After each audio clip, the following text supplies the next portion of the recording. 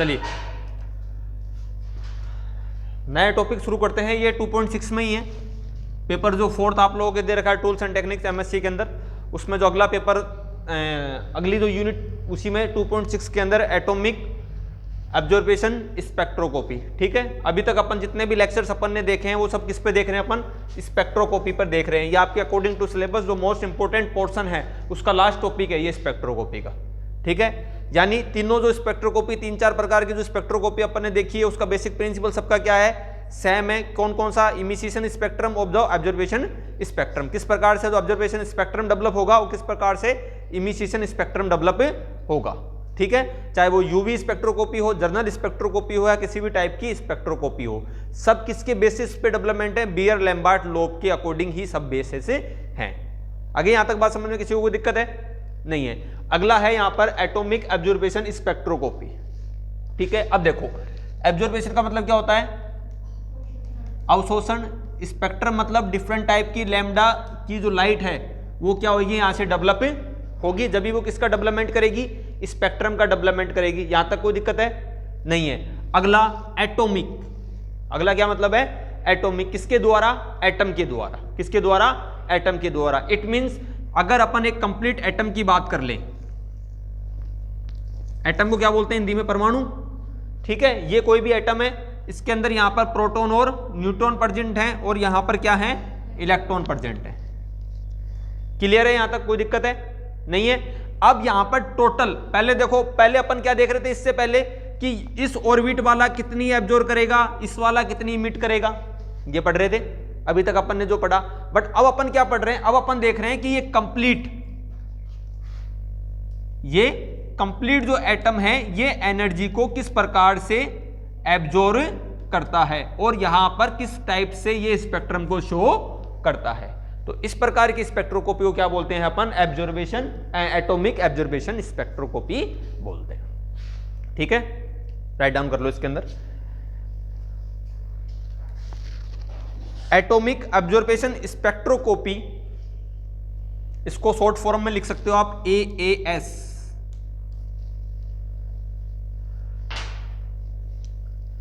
Atomic observation spectroscopy में atom के द्वारा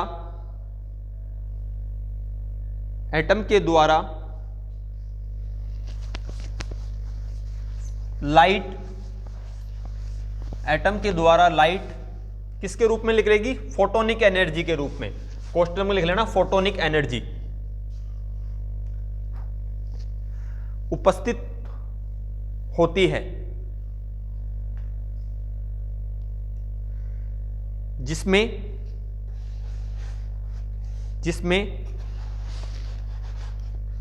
विशिष्ट लैम्डा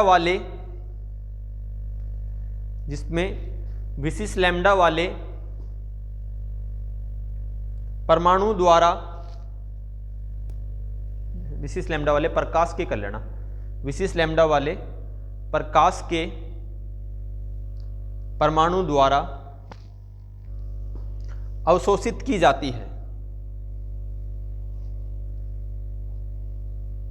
अवशोषित की जाती है। अगले लाइन में लिखना, अर्थात किसी स्वतंत्र परमाणु को प्रकाशीय ऊर्जा में रखा जाता है तो यह प्रकाश को अवशोषित करता है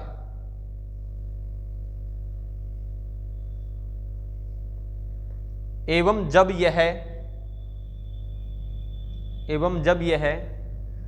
फ्लेम के FLAME, फ्लेम मतलब ज्वाला, जो अपन बीकर वगैरह जो जलाते हैं, है ना, बर्नर जलाते हैं, उसके ऊपर ज्वाला निकलती है ना, वो फ्लेम के संपर्क में आता है तो वाष्पीकरण के कारण इनके परमाणु वियोजित हो जाते हैं। वाष्पीकरण के कारण, वेपोराइजेशन के कारण वियोजित हो जाते हैं तथा ग्राउंड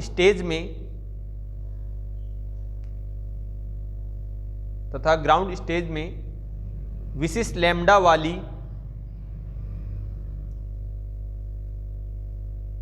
लाइट रेज का अवशोषण करते हैं।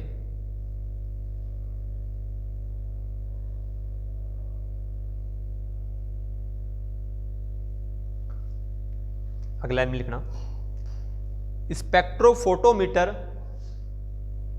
कौन होते हैं? स्पेक्ट्रोफोटोमीटर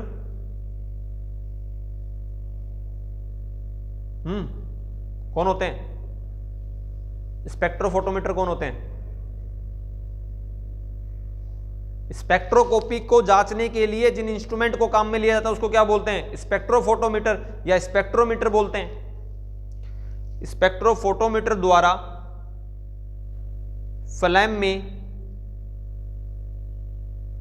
परमाणु द्वारा अवशोषित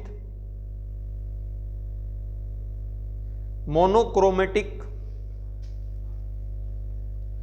बीम की मात्रा का निर्धारण किया जाता है।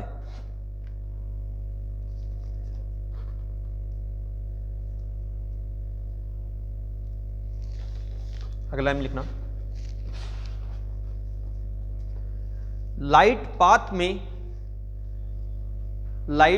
PATH लाइट पाथ में उपस्थित एटॉमिक नंबर के द्वारा अवशोषित ऊर्जा का भी निर्धारण किया जाता है।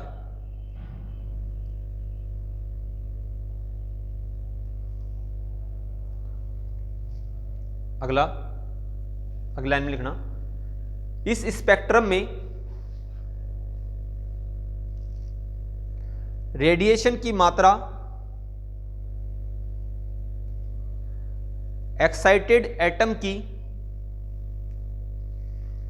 संख्या के इस स्पेक्ट्रम में रेडिएशन की मात्रा एक्साइटेड एटम की संख्या के समानुपाती होती है।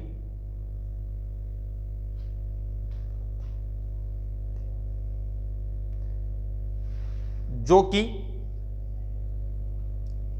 कि टेम्परेचर एवं फ्लेम पर डिपेंड करती है। फ्लेम पर डिपेंड करती है।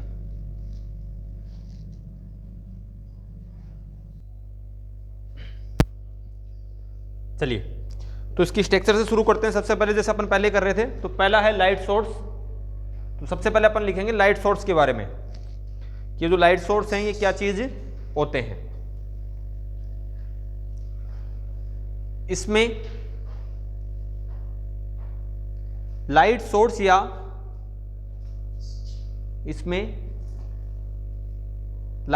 या रेडिएशन सोर्स के लिए कैथोड लैंप का उपयोग किया जाता है।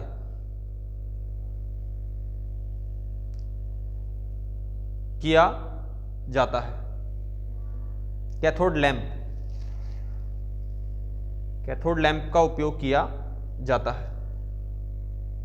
सेकंड है न्यूमोलाइजर या फिर इसको अपन बोलते हैं एटोमाइजर भी।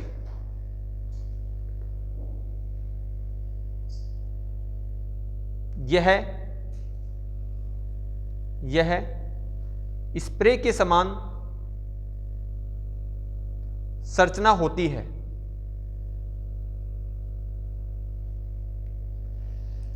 जिसमें एयर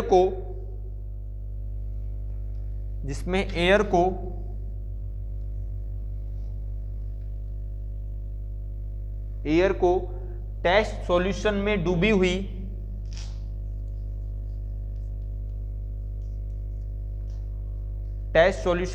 हुई सेल ट्यूब के ऊपर से गुजारा जाता है।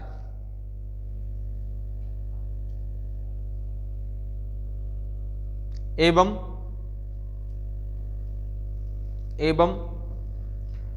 इंजेक्शन सिस्टम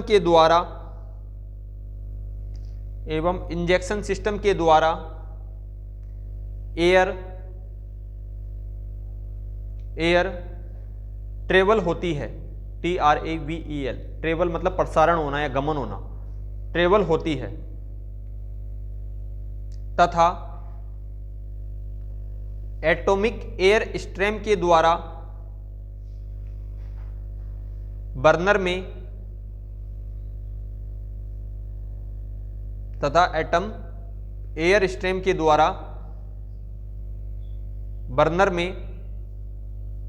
चले जाते हैं।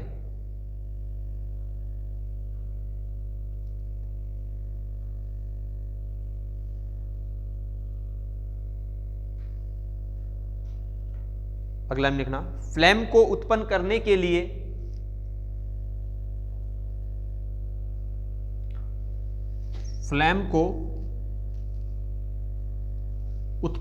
के लिए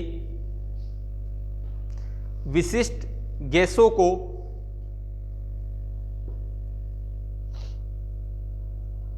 एयर के साथ मिक्स किया जाता है।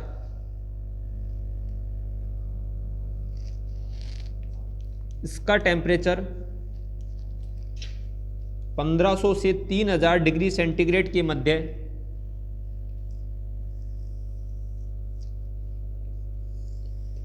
होता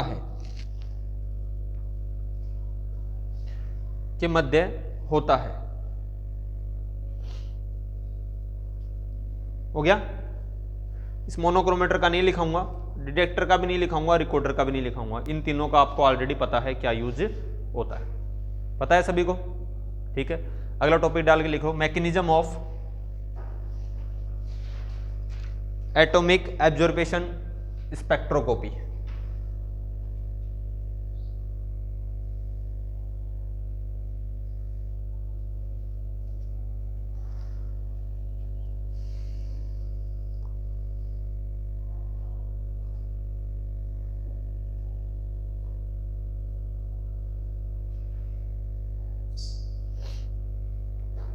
ठीक है, अब देखो इस मैकेनिज्म में, इस डायग्राम को देख लो एक बार, समझ में आ जाएगी सारी चीज। इसमें देखो क्या है, इसमें एक ये सेल ट्यूब लगा रखी है। क्या लगा रखी है? Cell tube. ये जो सेल ट्यूब होती है ये इंजेक्शन मेथड पे काम करती है। कौन से मेथड पे? इंजेक्शन मेथड पे। अब पहला सवाल तो आता है, इंजेक्शन मेथड क्या होता है? इंजेक्शन लगवाया हुआ है, पहले तो सॉल्यूशन को बाहर की तरफ खींचा जाता है और फिर उसको प्रेस किया जाता है, जिससे जो वाटर होते हैं वो होते वेपर फॉर्म के अंदर बाहर की तरफ निकलने लग जाते हैं। यानी छोटे छोटे जो वेपर्स फॉर्म आप जिसको बोल सकते हो, वाटर मॉलिक्यूल्स के रूप में बाहर निकलने लग जाते हैं। अगर प्रेशर उसका हाई कर दिया जाएगा तो वो एक साथ क्या करेंगे? बाहर निकलेंगे। किसके अंदर? छोटे छोटे बबल्स के रूप में बाहर निकलने लग जाएंगे। सेम वही सिस्टम यहाँ पे काम में लिया जाता है। आगे बात समझ में? अब देखो क्या होता है, ये जो सेल ट्यूब होती है ना, ये सेल ट्यूब इस सैंपल सॉल्यूशन पे लगी होती है। किस पे लगी होती है? इस सैंपल सॉल्यूशन पे लगी होती है। सैंपल सॉल्यूशन मतलब जहां पे अपन को जिसकी स्टडी करनी है उसकी। आगे बात समझ में? अब इसके अंदर क्या करेंगे अपन? ये न्यूमलाइजर लगा होता है इसके अंदर। न्यूमलाइजर एक्चुअल में फॉर्म करता है कि ये एक लाइट एनर्जी, या इसमें इसको बोलूं वेपर के रूप के अंदर ट्रांसफर करता है इसको। किसके रूप में? वेपर के रूप में। ठीक है, ये सैंपल लगा हुआ है, इसको प्रेस करेंगे। ठीक है, प्रेस करने से क्या डेवलप होगी? इसमें एयर डेवलप होगी। और ये जो यहां पर जो ये एयर है, ये यहां पर जो एयर है ये होगी बर्न एयर। कौन सी? बर्न एयर, यानी ज्वाला उत्पन्न करने वाली। आगे बात समझ के अंदर। अब जब इसको प्रेस करा, प्रेस करने से इसमें क्या हुआ? प्रेशर डेवलप हुआ। और जब इसको अपन छोड़ेंगे, यानी एक बार तो दबाया और फिर क्या कर देंगे? इसको छोड़ देंगे, तो यहां से इसके अंदर जो सॉल्यूशन रखा हुआ है, इसमें जो सॉल्यूशन अपन ने लिया है जिसको अपन को टेस्ट करना है, वो कहां जाएगा? ऊपर की तरफ मूव करेगा। क्या करेगा? ऊपर की तरफ मूव करेगा। यहां पर ऑलरेडी बर्न एयर है, तो वो क्या करेगी? इसको जलाएगी। जलाने से जो इसके अंदर चेंजेस होंगे उसको इस न्यूमलाइजर की सहायता से कहां भेज देंगे, अपन लाइट सोर्स पे भेज देंगे। आगे बात समझ में, यानी यहां पर जो भी चेंजेस हो रहे हैं उस चेंजेस को एक प्रकार से फिल्टर करने का कार्य ये कर लेगा। अब यहां से जो एनर्जी निकलेगी वो किस पे जाएगी, लाइट सोर्स पे, और लाइट सोर्स से मोनोक्रोमेटर पे। इसका यूज मैंने पहले ही बता दिया था आपको, मोनोक्रोमेटर का क्या चीज होती है। आगे बात समझ के अंदर, ये विजुअल लाइट को क्या करता है, प्रदर्शित करता है, क्योंकि यहां तक तो डिफरेंट लैम्डा की लाइट आएंगी, ठीक है। यहां पे क्या करेगा, उसको एक सिंगल लाइट में या मोनोक्रोमेटिक टाइप से उसको चेंज कर देगा। देन वो किस पे चली जाएंगी, डिटेक्टर पे, और देन वो किस पे चली जाएंगी, रिकॉर्डर पे, और यहाँ पे चेंज जो भी वैलेंसीज चेंज हो रही है वो सब यहाँ पे अपन को शो हो जाएगी। आगे बात समझ के अंदर नहीं आई। देखो ये सिस्टम नया है, इसमें बिल्कुल हो क्या रहा है, एटॉमिक ऑब्जर्वेशन स्पेक्ट्रम में क्या कह रहे हैं कि एटम जो है वो कितनी ऊर्जा को एब्जॉर्ब करेगा, क्या करेगा, कितनी ऊर्जा को एब्जॉर्ब करेगा। ये ऊर्जा किस पे डिपेंड करेगी, वो फ्लेम से कितनी एनर्जी ले रहा है। अगर मैं इसको जलाऊं तो जलाने से कितनी एनर्जी एब्जॉर्ब करेगा, और जब वो एनर्जी एब्जॉर्ब करेगा उसी एनर्जी को अपन को क्या करना है, डिटेक्ट करना है। आगे बात समझे, तो पहले क्या करना पड़ेगा, इसको जलाना पड़ेगा। अब इसको डायरेक्ट तो जला नहीं सकता, कोई अगर मान लीजिए मेरे को कोई सब्सटेंस दे दें और उसको मैं डायरेक्ट जला दूं तो इसका मतलब तो मॉलिक्यूल से ब्रेक हो जाएंगे, उसके वो सब्सटेंस है वही टूट जाएगा। तो इसलिए क्या करते हैं, यहां पर प्रेशर डेवलप करते हैं, क्या करते हैं, प्रेशर डेवलप करते हैं, ठीक है, जिसके कारण यहां पे ताप डेवलप हो जाता है और एटम अपनी जो ग्राउंड स्टेज है उसको छोड़ना शुरू कर देता है। अब वो जो ग्राउंड स्टेज को छोड़ रहा है ना, उसकी स्टडी अपन को इसके अंदर करनी है, क्योंकि एब्जॉर्ब करेगा जब भी क्या करेगा, वो जो जब एनर्जी को एब्जॉर्ब करेगा उसी कंडीशन के अंदर वो अपनी ग्राउंड स्टेट को छोड़ेगा, और ग्राउंड स्टेट को जब वो छोड़ेगा तो किसका डेवलपमेंट करेगा, स्पेक्ट्रम का डेवलपमेंट करेगा।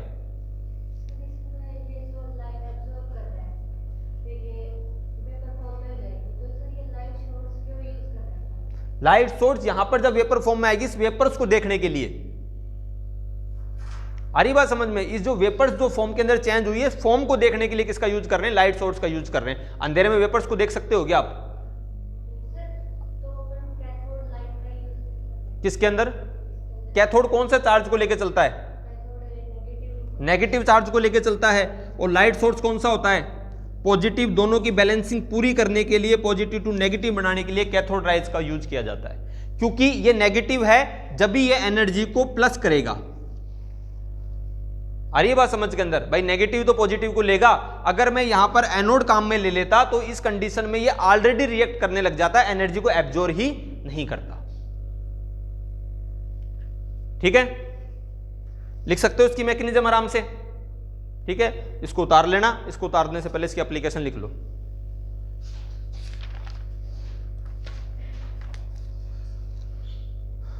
Application of atomic absorption spectrum या स्पेक्ट्रोस्कोपी।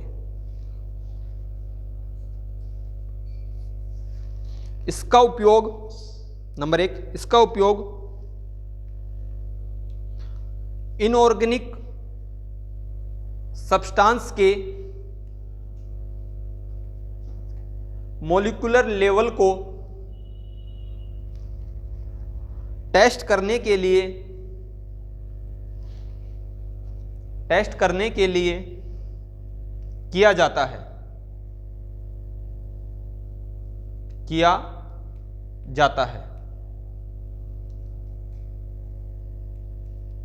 नंबर 2,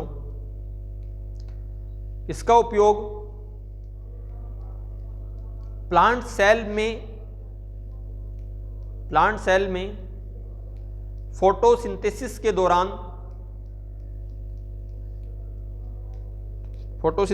दौरान उत्पन्न हुई एनर्जी को डिटरमाइन करने के लिए भी किया जाता है, निर्धारण के लिए भी किया जाता है।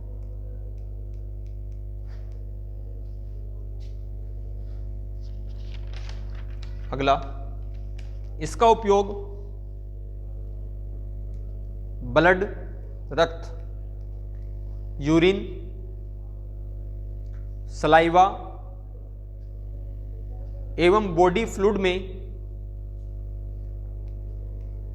केमिकल कंपोजिशन को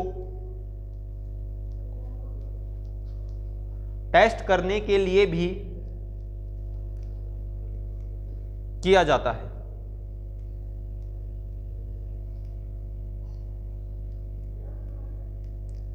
भी किया जाता है। ठीक है, इसको राइट डाउन कर लेना।